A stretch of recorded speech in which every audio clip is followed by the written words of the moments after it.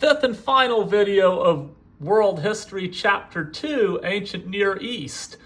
One thing I forgot to really talk about, other than that Iraq is flat and easy to invade, is the other geography factor, which is that the Near East has always been a crossroads of people, because it sits right in the middle of a lot of human migration routes. You got Africa here, you got Europe here, you got Asia here, and then this region is like kind of the crossroads of Eurafrica, Asia, the supercontinent, if you want to call it that.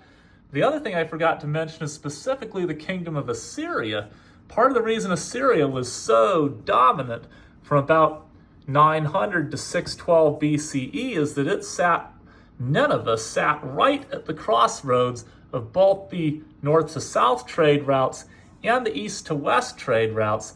Seizing the trade routes and dominating trade and forcing citizens to pay taxes is a big way that empires held their power back then.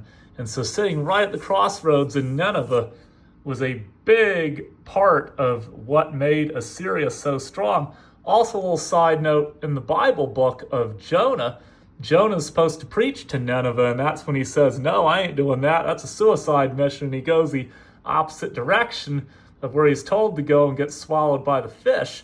Then he preaches to Nineveh, and it's one of those stories where a Bible prophecy does not come true. So prophecy is God's going to destroy the people if they don't turn. But what Jonah fails to realize is the part about if the people don't turn.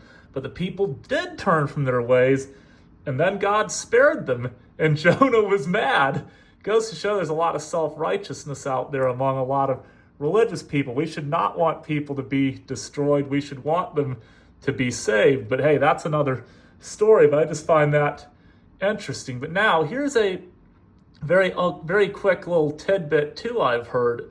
I heard that Nineveh and Assyria in general is in this kind of 40-year relapse when the book of Jonah was written, where they weren't quite as strong as they had been earlier or would be in the future. And that's some of the reason that Jonah's preaching there was successful. But anyway, here's a quick summary of everything that we talked about. Sumerian city-states for a little over 1,000 years, 3,500 BCE to 2334 BCE, dominate that area. And then you have Sargon's empire, which lasts about 150 years, and then Sumerian resurgence. And Sargon's empire was from Semitic people who came up from Saudi Arabia and out from Syria. And then you have the Babylonian Amorites, Hammurabi's empire in here, and that gets you to 1595 BCE, when the Hittites from Turkey strike Babylon and destroy it, and then go back to Anatolia, where they got their Hittite empire, which of course is part of the Indo-European migrations from the Caucasus Mountains, many of which go to Europe, one of which goes to India, another which goes to Iran, and the other, which is the Hittites, goes to Turkey, Anatolia, and they're at their peak from about 1700 to about 1200 BCE. And meanwhile, you're kind of in an intermediate period here. And then there's the Bronze Age collapse. When the Hittite Empire collapses, about 100 years later, the Egyptian New Kingdom collapses. And in this intermediate period, you have the peak of Israel with Saul, David, and Solomon around 1000 BCE, and the peak of Phoenicia, also from about 1200 to 800 BCE, dominating the Mediterranean Sea. And then Israel splits into Israel in the north, Judah in the south, about 922 BC. And then at this point, the Assyrians have risen to power by about 900 or 800 BCE. And as I mentioned, it's because they controlled the trade routes, north and south and east and west trade routes. Nineveh was right at the center of that. And the Assyrians come and they capture the 10 lost tribes of Israel in 722 BC, but then they collapse in 612 BC, and the Chaldeans further south in Babylon take over. The new Babylonians, Nebuchadnezzar, and they capture the Jewish people of the south in 586 BC, but then 539 BC, the Persians come in, the Achaemenid dynasty, and they conquer Babylon. I believe that actually happens in the book of Daniel in the Bible. Don't quote me on that.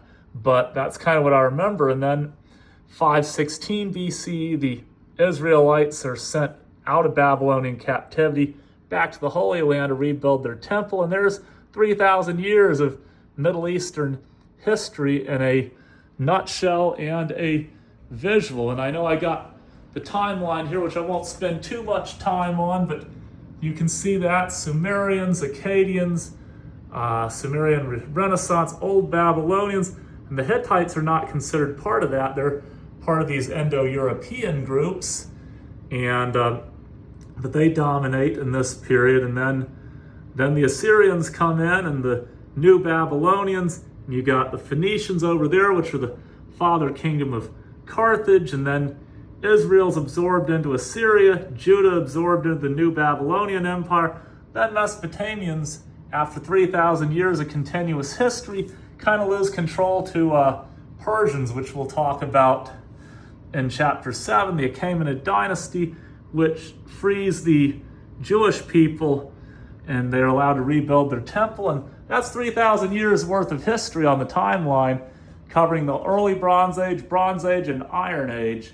And then we get to classical antiquity in chapter 7. But the next chapter, we're still going to cover 3,000 years of history, the same 3,000 years, different kingdom, Egypt, the Green Line. And I can't wait. That is going to be fun. Looking forward to it, because that's a lot of people's favorite ancient civilization. Woohoo!